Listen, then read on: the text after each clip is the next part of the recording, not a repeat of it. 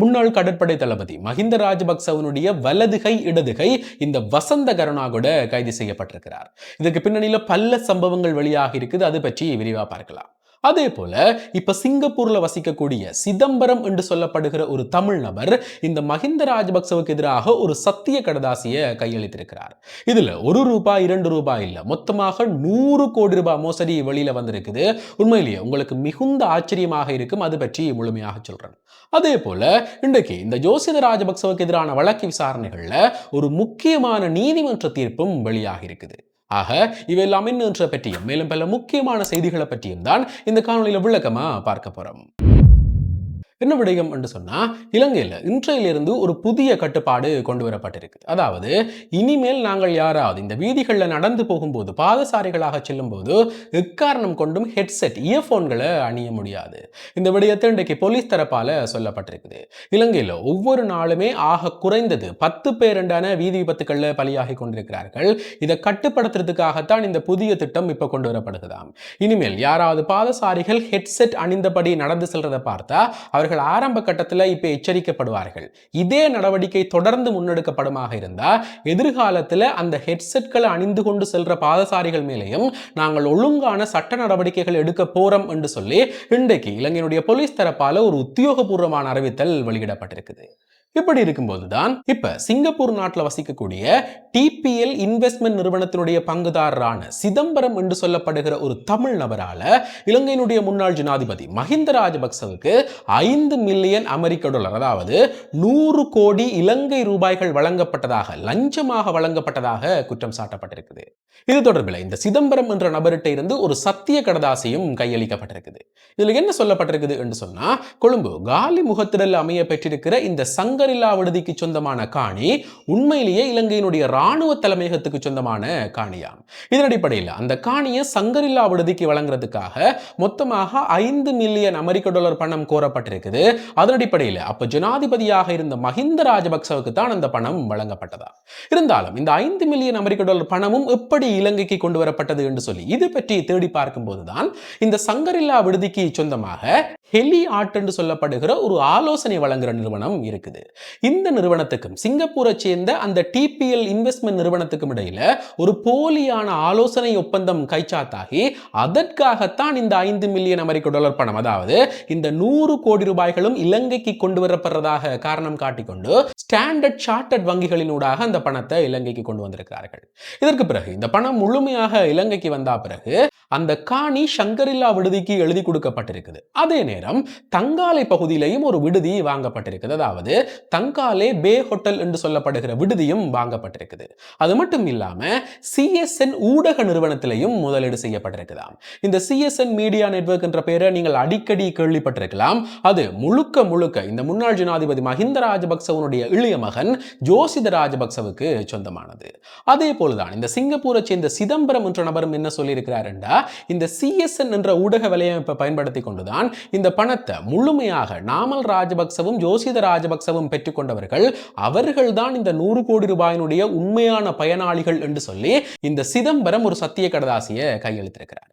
சரி, இந்த சத்திய கடதாசி எப்ப கையளிக்கப்பட்டிருக்குது என்று சொன்னா, முன்னாள் ஜனாதிபதி மைத்ரிபால சிறிசேனவுடைய ஆட்சி காலத்தில், அதாவது சரியா 2015ஆம் ஆண்டு அக்டோபர் மாதம் 28ஆம் தேதி அப்ப இந்த நிதி குற்ற புலனாய்வு பிரிவு, அதாவது FCID பிரதானியாக இருந்த ரவி வைத்தியலங்கார, அதே போல போலீஸ் சார்ஜன் குணவர்த்தன, இவர்கள் இருவருக்கு முன்னிலையில் தான் இந்த சத்திய கடதாசி வழங்கப்பட்டிருக்குது. இருந்தாலும் மிக விசித்திரமாக இந்த சத்திய கடதாசி தொடர்பில் எந்த விதமான விசாரணைகளுமே இடம்பெறலையா. ஏன், இதற்கு பின்னணியில் என்ன நடந்திருக்குது என்று சொல்லி கொஞ்சம் ஆழமாக தேடி பார்க்கும்போதுதான் இந்த ரவி வைத்தியலங்கார், அதாவது இந்த சத்திய கடதாசியை பெற்றுக்கொண்ட முன்னாள் FCID பிரதானி ரவி வைத்தியலங்கார, அவருடைய பதவி காலம் முடிஞ்ச பிறகு இந்த மஹிந்த ராஜபக்சவனுடைய மிக நெருக்கமான முதலீடு என்று சொல்லப்படுகிற இந்த கிரிஷ் நிறுவனத்தில் பணிப்பாளராக நியமிக்கப்பட்டிருக்கிறார். இப்படி இந்த சகல குற்றச்சாட்டுகளுமே ஏதோ ஒரு லாபத்தை பெற்றுக்கொள்றதுக்காக அவர்களுக்குள்ளேயே மூடி மறைக்கப்பட்டிருக்குது. இருந்தாலும் இப்ப இந்த லஞ்ச ஊழல்களுக்கு எதிரான பிரஜைகள் முன்னணியினுடைய தலைவர் ஜாமினி காமந்த துசாரவால இப்ப நான் சொன்ன சகல விடயங்களையும் குறிப்பிட்டு இன்றைக்கு இலங்கையினுடைய நிதி குற்ற புலனாய்வு பிரிவில் ஒரு முறைப்பால் அளிக்கப்பட்டிருக்குது. இதன்படி இந்த சகல விசாரணைகளுமே மீள ஆரம்பிக்கப்பட போகுது. உண்மையிலேயே இந்த மஹிந்த ராஜபக்சவனுடைய ஆட்சி காலத்தில் இடம்பெற இந்த மோசடிகள் அதே போல கொள்ளை போன பணங்களை வைத்து பார்க்கும்போது இப்ப இலங்கை பெற்றிருக்கக்கூடிய கடனை விட இவர்கள் கொள்ளையடித்திருக்கக்கூடிய பணம் அதிகம். இது தொடர்பில் இப்ப மீள விசாரணைகள் ஆரம்பிக்கப்பட்டிருக்குது. என்ன நடக்க போகுதுன்றதை பொறுத்திருந்து தான் பார்க்கணும். இப்படி இருக்கேதான் இன்றைக்கு இந்த முன்னாள் ஜனாதிபதி மஹிந்த ராஜபக்சவனுடைய மிக தீவிரமான விசுவாசி, அதே நேரம் இலங்கையினுடைய முன்னாள் கடற்படை தளபதி என்று சொல்லப்படுகிற இந்த வசந்த கருணாகொட கைது செய்யப்பட்டிருக்கிறார். என்ன நடந்திருக்குது என்று சொன்னா, இந்த முன்னாள் ஜனாதிபதி மஹிந்த ராஜபக்சவனுடைய இளைய மகன் ஜோசித ராஜபக்ச கடற்படையில சேர்றதுக்கும், அதாவது எந்த விதமான தகுதிகளுமே இல்லாம அவர் கடற்படையில சேர்றதுக்கும், அதே நேரம் பிரித்தானியாவில் போய் கடற்படை பயிற்சிகளை மேற்கொள்றதுக்கும் இந்த வசந்த கருணாகொட தான் உதவியாக இருந்திருக்கிறார். இவருடைய ஆதரவின் பேர்ல தான் எல்லாமே நடந்திருக்குது என்று சொல்லி கடந்த மாதம் ஜூன் மாதம் 16ஆம் தேதி இவர் விசாரணைக்காக அழைக்கப்பட்டவர். அதற்கு பிறகு ஜூன் மாதம் 21ஆம் தேதியும் விசாரணைக்கு அழைக்கப்பட்டவர். ஆனா இந்த இரண்டு திறங்களையுமே அவர் விசாரணைக்கு முன்னிலையாகல. இதன் அடிப்படையில் இன்றைக்கு இந்த முன்னாள் கடற்படை தளபதி வசந்த கருணாகொட கைது செய்யப்பட்டிருக்கிறார். இதுக்கு பின்னணியில் என்ன சொல்லப்பட்டிருக்குது என்று சொன்னா, இந்த வசந்த கருணாகொடவை பயன்படுத்தி கொண்டுதான் இந்த ஜோசித ராஜபக்ச சகல விதமான செல்வாக்குகளையும் பெற்றிருக்கிறார். அதாவது எந்த விதமான பயிற்சிகளும் இல்லாம கடற்படையில் இணைந்தது, அதே நேரம் பிரித்தானியாவுக்கு எந்த விதமான தகுதிகளும் இல்லாம பயிற்சிக்கு போனது என்று சொல்லி இந்த சகல செல்வாக்குகளுமே இந்த வசந்த கருணாகொடவால தான் வழங்கப்பட்டிருக்குது. அதன் அடிப்படையில் அவர் முறையான ஒரு விசாரணைக்கு உட்படுத்தப்பட போகிறார் என்று சொல்லப்பட்டிருக்குது. அதே போல இன்றைக்கு இதே ஜோசித ராஜபக்ச சம்பந்தப்பட்ட இன்னும் ஒரு வழக்கு விசாரணையில தீர்ப்பு வழங்கப்பட்டிருக்குது. என்ன சொல்லப்பட்டது என்று சொன்னா, இந்த ஜோசித ராஜபக்ச சிக்கி இருக்கக்கூடிய ஒரு நிதி மோசடி குற்றச்சாட்டுகளுக்குள்ள அவரும் அவருடைய பாட்டி என்று சொல்லப்படுகிற இந்த டெய்சி ஆட்சியும் குற்றம் சாட்டப்பட்டவர்கள்.